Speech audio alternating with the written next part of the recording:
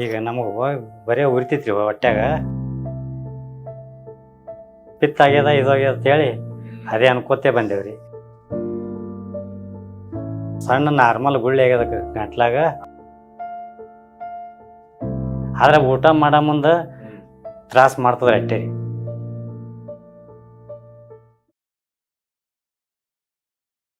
ಕಲ್ಲಪ್ಪ ರೀ, ವಯಸ್ಸು 60 ರೀ, ಪಡ್ನೂರು ಇಂಡಿ ತಾಲೂಕು ರೀ. ಈಗ ನಾವು ಪಡ್ನೂರದಿಂದ ಬಂದಿದ್ದೀವಿ ರೀ. ಇದು ಈಗ ಒಂದು ಉಗಾದಿ ಹಿಡ್ಕೊಂಡು ಆಗ್ಯದ ನೋಡ್ರಿ.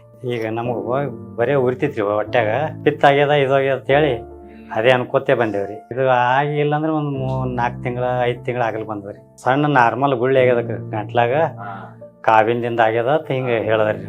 ಈಗ ದವಾಖಾನೆ ಸೊಲ್ಲಾಪುರಕ್ಕೆ ರೀ ಸ್ಕೇಮೋ ಕೊಡಿಸಿದೇವ್ರಿ 4. ಹಾಂ ಬಿಡಿ ಸೇದಿವ್ರಿ ಸಾಹೇಬ್ರ.